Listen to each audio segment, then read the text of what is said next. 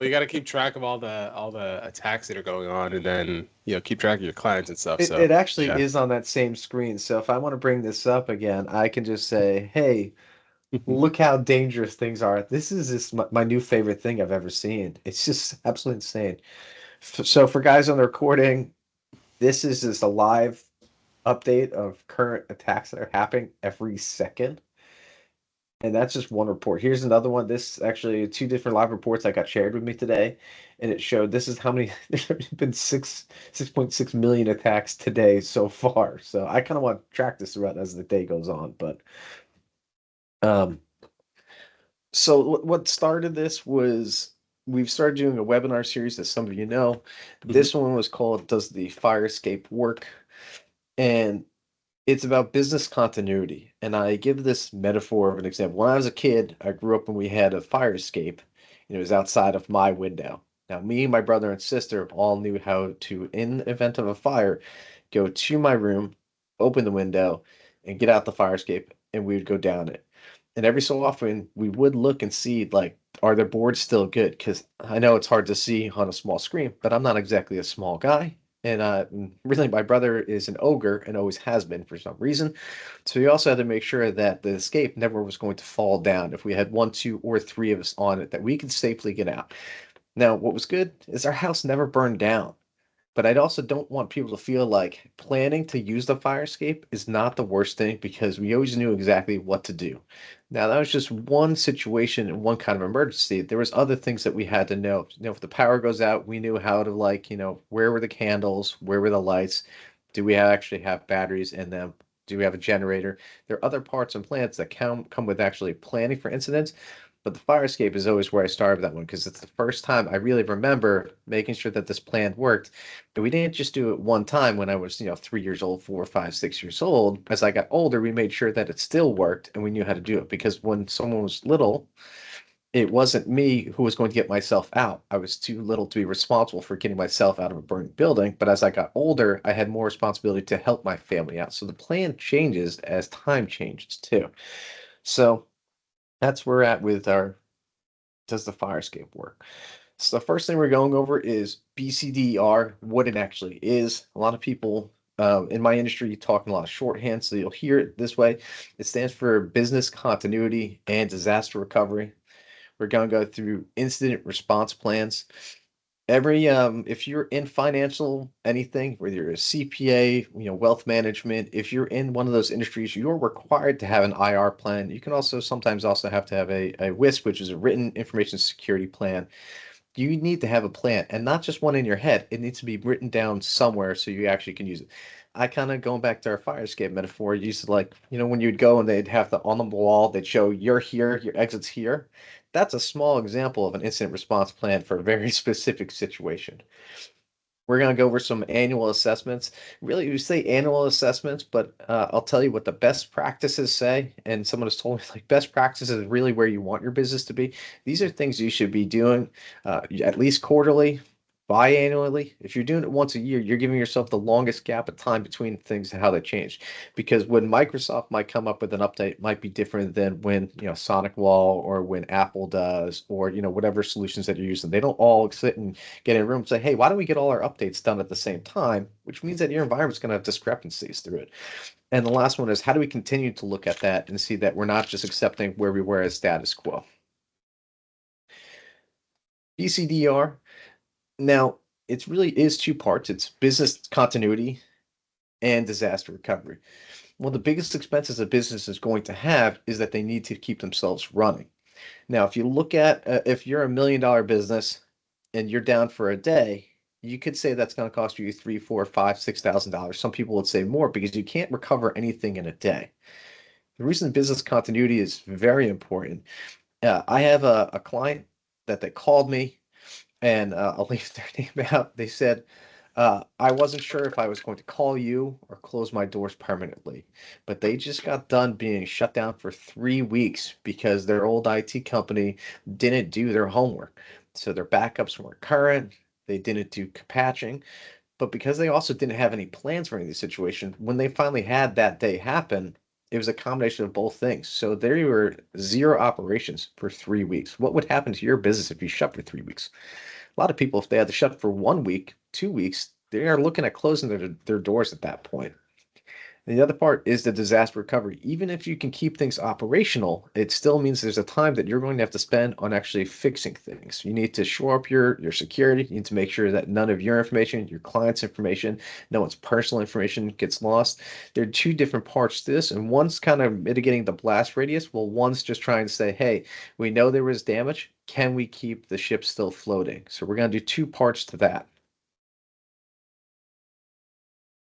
So business continuity, the other important part is, as mentioned before, is there's always immediate cost at. So when people look at using cheaper solutions, it's thinking that they're not going to be at risk. But if you're I mean, these are the average costs or average revenues for these businesses in New Jersey right now. So if you're a law firm, you can do $500,000 to $10 million plus. So if you're trying to think what's the cheapest vendor, you might be penny wise pound foolish at that point. So if you're talking to a professional, they're going to tell you that what percent you should be spending because you're going to have to figure out what amount of risk you're willing to accept at that point. The stat that is really scary to me here is that 60% of small to mid-sized businesses that get hit with an attack close Wow. permanently. It's not just because they got hit with a ransomware. If you get hit with an attack, you have to let every one of your clients know that you got hit with attacks. So it becomes reputation, it becomes payroll, it becomes fallout, it becomes trust with all of your clients.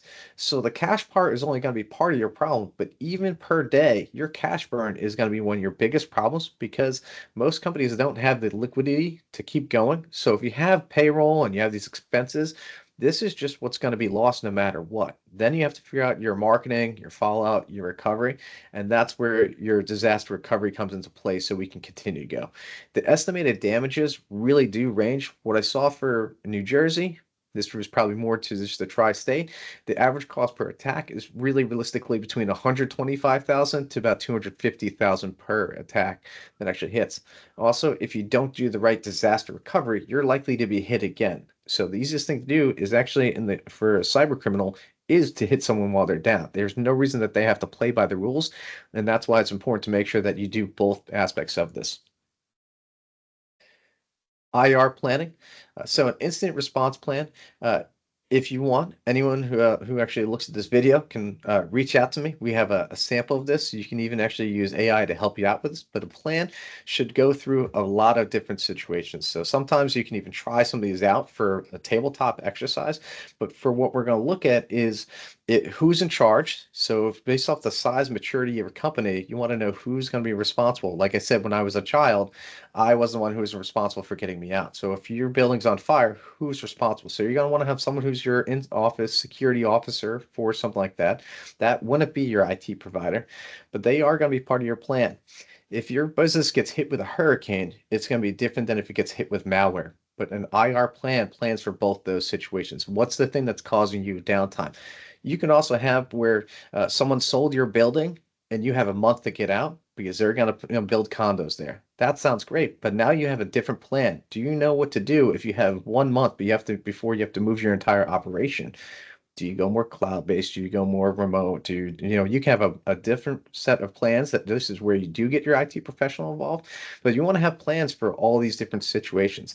The template IR plan I have is about 30 pages long, and it goes detailed through what your responsibilities are based off of, you can actually find this by state too, and what are you have to do by situation. There's things that are obviously smaller situations that aren't going to be as bad, like the little GIF in the beginning. If someone puts some paper in the wastebasket, it's on fire, you can put it out with a fire extinguisher then. But if you don't do anything, that problem can be worse. But you do know that in the beginning, that's going to be a shorter, simpler solution for that part. So every business really should have an IR plan. Now, when it says a written plan, written obviously can be digital, but don't have the only copy of your digital plan on your computer if that's the only way that something can happen. Because if you don't have a redundancy of this plan or have it somewhere that's external of an environment, it's not really good if you set the plan on fire. I would recommend having it somewhere else. So the plan is not only, as you said, continuity and recovery. So it's not only can you get You want to get you and your people out safely, but how do you put out the fire? What's the size of the incident? You have to make sure that the solution and what you're doing for a remedy matches the incident that you're coming across. Preparation. Uh, Actually, I recently had a conversation with Sean Dill of the Black Diamond Club. He's a business coach, and he on his YouTube he goes live. He actually was talking about things to help future-proof your business, and I thought one excellent thing I want to actually go back over, and a nice nod back to him, was he talks about preparation is key. So I really actually I probably could have put this in reverse. Now I'm reading it again too. I thought it was better to start with what it's not. So if you go to look at preparation, people think that, well, I don't want to prepare for if it fails, it closes, if it this, because people think if I'm negative, well, you don't want to feed those thoughts. But the best thing you could do is be prepared for if these situations happen. So it's not a waste of time. It's not being negative. It's actually being quite the opposite. You're being thoughtful. You're making sure that you really show that you care, that you have a way to take care of everyone that actually trusts you to take care of them, their family, your clients, everyone that through that circle of trust that you have. And another one I see is people think, "Well, that's for other businesses. We're just too," and they give whatever excuse that they need that they don't think they fit in it. Now, they could be a three-person shop and say, well, there's only three of us here. We're not really likely to get hit. That's not the case anymore. Organized crime is totally different. And they're not going to say, you know what? Sally's only got her dad, and a partner there. We really should leave them alone. That's not how this works. It really is. Everyone's at risk. Right now, it's about 50, almost 46% are small to mid-sized businesses, and the other side is the 54% are your larger enterprises. But the difference is they make the news, you don't. But you need to both be prepared. Now, I've used this example before. It's a good recent example because we saw what happened with the CrowdStrike incident. It wasn't even a cyber attack, actually. So CrowdStrike Falcon caused both Delta and United to go down. Delta was down for more than a week, where United lost about a day, maybe a day and a half, and they had everyone back operational. I was actually down in Nashville when this happened, and people that were with me that had flights that day, yeah, they were canceled. But I had to fly out United myself a day later, and I still was able to fly out without anything being changed on mine. If you don't plan to be down, you're going to be in much more trouble. Both of them had money. Both of them know that cyber attacks are out there, or they can know that in this instance, it wasn't even an attack, that there are risks to their business. But one was much more prepared for it because they knew that they had to care and take care of other people. Not saying that Delta doesn't. I'm just saying United in this case, it's very easy to say that they did a better job with actually going around this problem too. So don't think of preparation as a negative thing. It's a really a great thing, and it really is meant to keep your business operational. So a couple of things in your plan. You need to be able to identify what's actually happening. Again, there could be different root causes for why you actually even need to have a plan.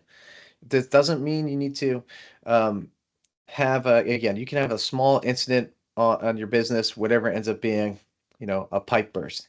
That doesn't mean you have to go find your plan, go through it on that one. If it's something small and you already know what to do, not the worst case to have it, but have it and know that there are different items. So have something that can identify the different incidents and levels of severity. Also, uh, isolating. Whenever you have something you want to figure out, can it be isolated by person, environment? There's different parts to the actual, how do you get it contained to one spot? Eradication, you need to get rid of the actual problem. An important part with the eradication part is uh, don't be too quick to think you solved the problem. It's worth, you want to double check, make sure you dotted your I's, you cross your T's, because this one, as I mentioned before, criminals specifically like the ability to attack something twice. There's stats about the frequency of an attack happening a second time, and even based off certain industries. When you eradicate something, it's important to make sure that you check to see that the security actually is being achieved as desired at that point. So security might have not worked before, but you need to make sure that your efforts to stop it do stop it exactly there. And there's a ton of different ways that you can do that. Recovery comes in two different parts in my mind too. You're going to have your immediate recovery, right? You have your business continuity where you have everyone operational. Are the departments functioning in a normal way? That means they could be using a pad and paper instead of using Microsoft Word or Outlook, so they might be functioning in a normal way. But then the final recovery might be the longer road ahead of when you actually feel like this incident is behind you. Now, it doesn't mean you forget it. It's in your rear view mirror, but you can still see it. You can still focus on the front. And to quote the great Greg Amsler on that one, there's a reason the front windshield is going to be bigger than the rear view mirror, but you still want to know what things you put in place for that recovery. And there's the long term, but you can actually get to the point where you feel like you're actually reached your smooth seas again. You're able to sail just as you were before. So risk assessments is something that I get asked about probably as a great conversation starter at networking groups. But there are a lot of different assessments you can do. And it really means of what are you trying to discover with your business and how often do you want to discover that item too. The important part of the assessments is they all are going to look for different things. Like a penetration test is not only going to, it just doesn't look at the structure of how you have everything, but actually looks at what's the vulnerability level. But can I get from A, B, and C? It's actually going to be a simulation of attack. Now there are different levels of this. There also are cloud-based penetration tests. There also, if you're there's some crazy ones out there where they use red teams and blue teams, and they try and see can they bring a business right on the brink of actually shutting it down, but don't actually shut it down. There's a lot of things they can do. Network assessments and vulnerability scans are going to look at structurally is this sound. This is really important to do every so often, and this is one of the easiest tests to actually do. But what I tell people is what worked today doesn't mean it's going to work tomorrow. And we've all seen how technology has evolved.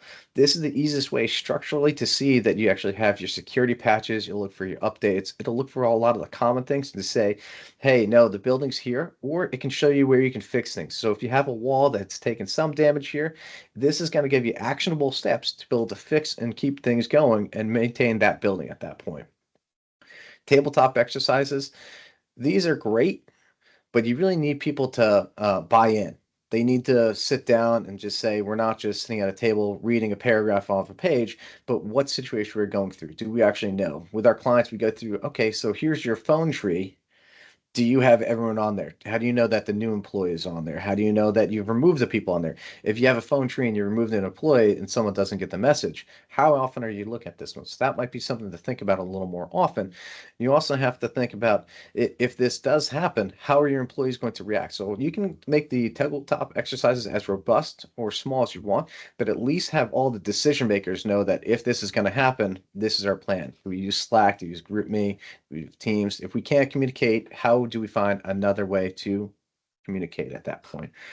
CSRA, which is a cybersecurity risk assessment. The reason that it's not a CRA is because cybersecurity is two words and pretty much everywhere outside of the US. I feel like this is our metric versus our standard at this point. But it's going to be a combination of the vulnerability assessment and a little more of a risk assessment. This is going to be a blended one to look at what's your risk tolerance at that point, and that's where people have to decide. So based off, not everyone has the same budget, but you can decide based off of your business what's a healthy level that you can cover. There is no silver bullet in IT. I don't care how good anyone is. I mean, Dell gets attacked like 40,000 times a day. So it just means that they have the best systems and they figure out how to lower the risk as low as possible. There is no zero at that point for anyone's business at that point. In a last study for last year, I think 1 in 10 businesses had a ransomware attack made at their company in 2023, and that number is up 33% over the previous year. We're going to continue seeing trends like that because it's easier for someone to make attacks at your business than it is for them to try and rob a train anymore. It's going to be there with the modern times, and they're the criminal organizations. You see more and more of them show up because you see the big companies, you see Black Cat and you see RevEvil and you see some of these big organizations, but you also see more of them populating because there is a business. Your risk assessment is going to be able to look at a little bit of that part of it too. And the last one I really like is phishing. You can just actually work with a simulation of this, and it's really good to actually have everyone in your company, and you can see how often they click on the email they're not supposed to. Now, there are better or worse phishing attempts, but it is good to see who actually thinks they won the Spanish lottery or who thinks that they're getting hey, we just need to update your Microsoft payment information. They're not even the right person. It's not even the right time. They still click on these things. So there are some are very obvious and some aren't. One thing I was recently taught with phishing I thought was really great actually to think about when you do your out of office messages. and they send an email to everyone in your company and they say that you won the Spanish lottery. Now, everyone knows that, hey, this is spam, get rid of it, delete it. But what they do realize is the people that are out of office and who are the other people that are responsible for them. So you're going to give them information to your business even without doing that. You have great intentions of it, but you might say, hey, I'm out. This is a person that you need to talk to. I had an attack I heard about. This is not a client of ours. They are a 100-person construction company.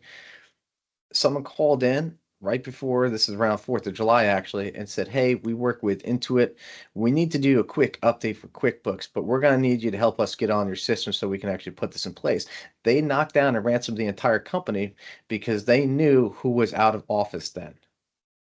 They said, "Hey, listen, I just know I got to get this done so I don't get in trouble." But I was talking with so and so. Well, so and so is out of the office, and they said you got to talk to Stacy actually instead when she's out.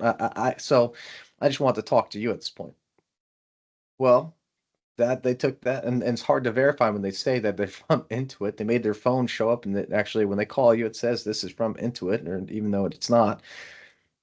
There are situations that you want to be ready for. Phishing also goes with some social engineering and other things, but really those alone would be very telling for your business to look at. This one's kind of hard to really put into a short summary of it too. Part of business continuity is knowing that businesses do mature over time. And if you're not growing at least 5% year over year, you really aren't. 5% is probably where you want to be to stay about the same with where things are changing, with inflation, and just having a healthy level of minimum growth in your business. Now, if you don't one year and you need to the next year, the maturity model shows that as you keep growing your business, both either revenue or size of your staff, that you're going to make sure that you need to have the same reciprocal systems in place for that. So this is something always to change.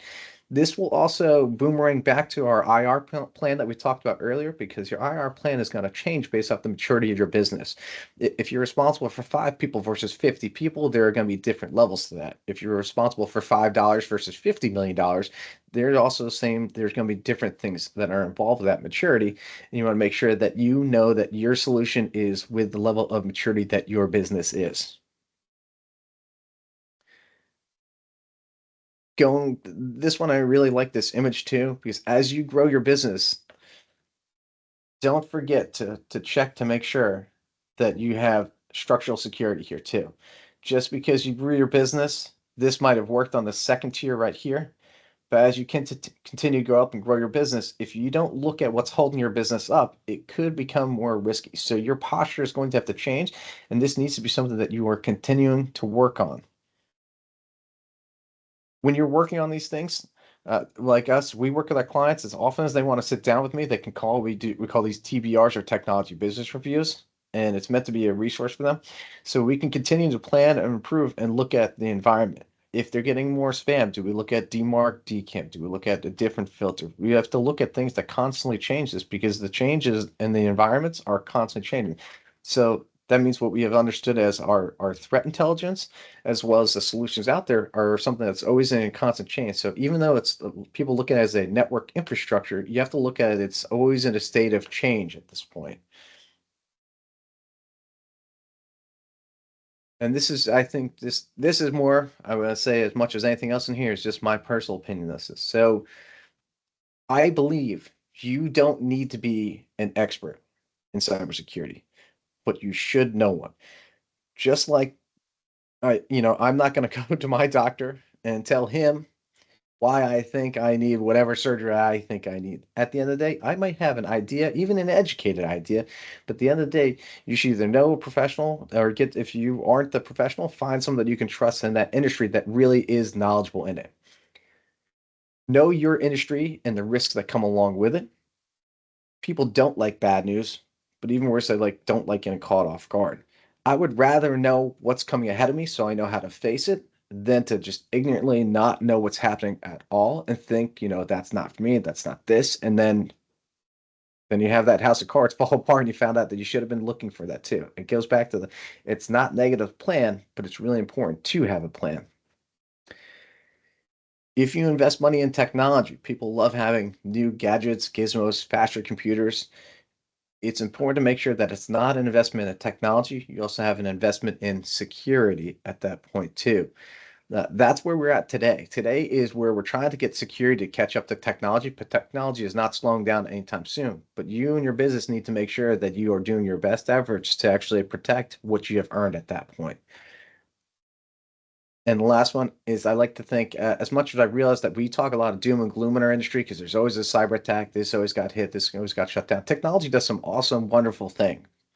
But it is also okay to talk about the doom and gloom part of it because I think if we all talk about someone that we know that got hit or what they did, cybercrime has gotten very organized. But you know what? It works really well for them is they target individuals and they sit on an island and think me, my business, my this, and that's the my. Well, if they work with a us and a we and they're part of a bigger picture, it makes it so we have a better means to work together to prevent a lot of the items from the cybercrime and cyber attacks and improve everything. Just because one person got hit doesn't mean they can't tell someone else about it and they can get better because of it either. So I want people to be more okay with talking about it and also share the stories. Share how AI helps you at your work. Share how, you just had this new computer and it's the coolest thing because it's so fast. There's a lot of cool stuff there, but don't shy away from the bad stuff because it helps us all here and it also humanizes everything that we do with technology. So wrapping up here, I just want everyone to know what business continuity and disaster recovery means. Have a plan, at least look at your plan once a year. Just set up a time, whether it's beginning and set a time. Just make sure you have a hard set time on your calendar. If you want to do it more than one time, or if you have someone who has an assistant who can look at your plan, they can continue to look at this. And just because if you don't know the risks, that doesn't mean they aren't out there. So I want to say thank you for your time today, guys. And I hope this was very helpful in giving you an outline of what business continuity is and why you should always make sure that the fire escape works and that there's a plan in place. So I'm going to turn off the recording for any questions here.